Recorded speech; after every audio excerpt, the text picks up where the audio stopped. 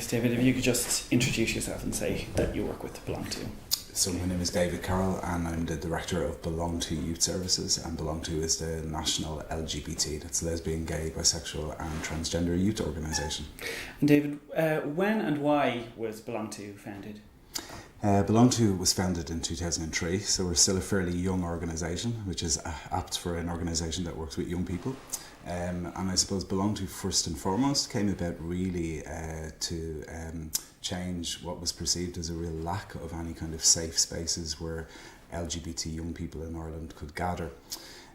So core delivery of our service still centres around actually providing those spaces for young people. So we've a range of groups that meet here in Dublin on a weekly basis, and then we also support 22 groups across Ireland that meet every week.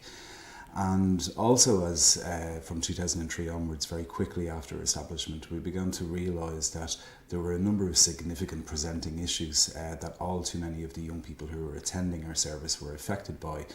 And we began to really realise that we had a role in also advocating on improving and changing those kind of specific barriers to young people's full participation in Irish society. So there were a number of issues that really confronted us in the early days, from talking to those original young people.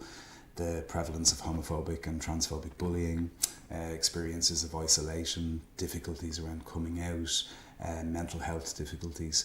So we began to advocate on those issues too, to kind of affect real societal change, and it's something which has become a core part of the organisation. So it's really providing the space for young people, empowering them into encouraging them into leadership positions, getting them to become really actively involved in changing what they perceive needs to be changed to make the world and Ireland a more LGBT friendly space. And what is the process for a young person contacting you? What way could they reach you? And is there a process when somebody contacts you? Do you have to assess the situation or things like that? Well, the services are open for any young people between the ages of 14 and 24. Many young people find us online. Our website belongto.org carries a list of all of the LGBT groups across the country. So obviously with social media, online, Facebook and Twitter are very popular ways of young people to find out about the service. Some young people also call, so they'll call and they'll be put through to a youth worker. Often the youth worker will recommend that they come in for to meet with one or two of the staff, or alternatively young people can just feel free to drop into any one of the groups that are listed on our websites. They don't need to make an appointment, they don't need to be referred, they can just turn up. And really then there's safe spaces and young people have a choice then. Some young people will come to our Sunday service, other young people will come to our Wednesday afternoon drop in, and then some young people will come to all of the services. And would you have many parents contacting you? Yeah, we do. We have a lot of parents contacting us, and we also support here at Belong To an organisation called LOOK, which is Loving Our Out Kids, which is a support organisation run for and by parents of LGBT young people. And it's interesting because I think one of the real signs of the progress we've made in Ireland around LGBT issues is really crystallised in the experience of parents who contact us. Because when we kind of opened our doors in 2003, it was very common to get calls and requests for support from parents who really didn't know where to go and who were often very upset at the idea of their sons or daughters being LGBT. And in 2015 that's really changed. Now the majority of calls we get from parents are much more about either I suspect my son or daughter is gay or lesbian, how can I talk to them about it? Or sometimes they have come out to me and how can I say the right thing and do the right thing, how can I support them? So I think the experience of parents who contact us is a real measure of some of the change that's occurred in Ireland in the last couple of years for the better. Okay, so, and could you tell us something about the individuality group? Yeah, individuality is one of our specific groups that is for trans identified young people, and individuality has been going since 2007. We actually think it was probably amongst the first trans youth groups in the whole of Europe at the time when it started up. And again, like many of our groups, individuality came from a direct need articulated from young people. We use a model of work, our youth work team use a model called critical social education. And essentially what that's about is, again, encouraging leadership and empowerment and young people to become active participants. So when we talk to young people, very quickly we realised that for some sections of the community they often felt underrepresented and wanted specific space where they could discuss issues themselves. So our Ladybirds group is a group for young lesbian women, which was set up very quickly after the establishment of Belong to give young women just a space to be with each other, and similarly with Individuality, which is a space just for young trans people to explore the issues that are particular to them. And I suppose it's very much about friendship, but also I think the real benefit is we know that the peer support generated, all too often we still find that young people do have a period of time where they almost feel, am I the only gay in the village? And the most valuable thing to counteract that isolation is meeting other young people going through similar issues and circumstances. And could you tell us something about Stand Up? Yeah, well, Stand Up is part of our advocacy work, and it's probably our single best known advocacy initiative. It's a campaign which has grown over this year. We're in our 6th year of Stand Up, and has grown incredibly, and again I think is another real symptom of the huge change that's occurring in Ireland. So what Stand Up really is it's a campaign that's targeted at all young people, not just LGBT young people, but it's about all young people showing their support to LGBT issues and their friends. And it's targeted at secondary schools and youth services. And we've just had a really, really tremendous response to Stand Up over the years. So each year there's a marked week where Stand Up takes place. We develop a pack, which is a resource pack full of suggestive activities, things schools can do to encourage diversity and inclusion of LGBT young people. And we're at a stage now where that pack goes to all secondary schools across the country, and it's really kind of embedded into the education calendar now.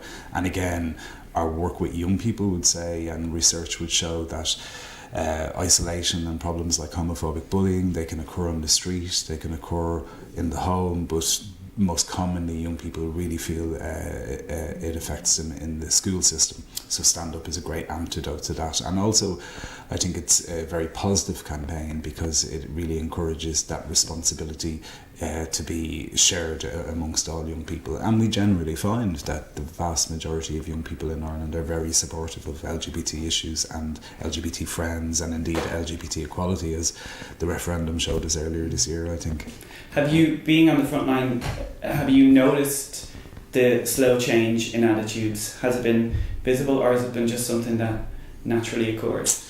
I think certainly, I think we will look back at the last decade or two in Ireland, and for LGBT communities, and not just LGBT communities, but certainly for LGBT communities, the progress has really been phenomenal. I think we've come from a place of, I suppose it's just over 20 years ago that homosexuality was decriminalised, and in that space, in that time, we have seen a huge increase in the visibility of LGBT people, both in cities but also I think in smaller towns and villages, in the media, which is really important. And we've also had the introduction of lots of legislation and laws which have really promoted and introduced equality, and the obvious one being this year, the marriage referendum. But so there's been lots of progress, things have really changed, but what we can't lose sight of is unfortunately that there's still significant problems out there that need to be addressed, and we really look forward to working on them too. And for resources outside Dublin, your website lists various places that people can contact, and also other groups within Dublin.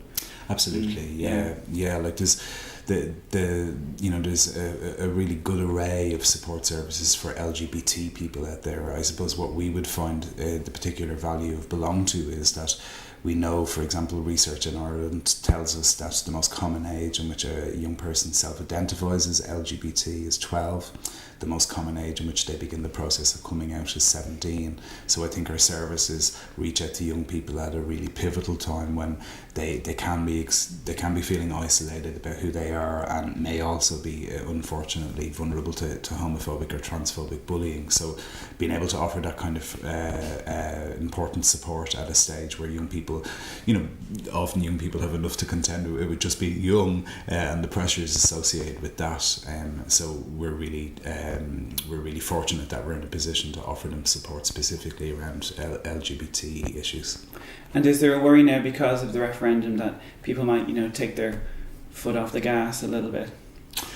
The referendum was really important, and I think for young people it was incredibly important, and not necessarily because we want to promote the idea of a 16-year-old going out and getting married tomorrow, but I think the referendum was very important to young people symbolically, really, because it represented a real acceptance and embracing, I think, of LGBT people, particularly the phenomenal yes result that the campaign ended on.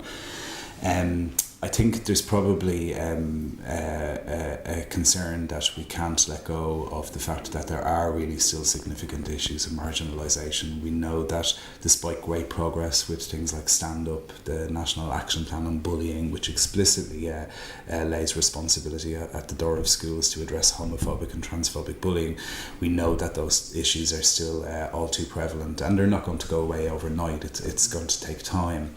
But having said that, even since the marriage referendum, it's been remarkable that I think the focus has now returned to other really important issues. I think the introduction of the gender recognition legislation, which has happened since the referendum, is another really important step forward, obviously for trans people, but for the wider LGBT community that needs to be supportive of the trans element.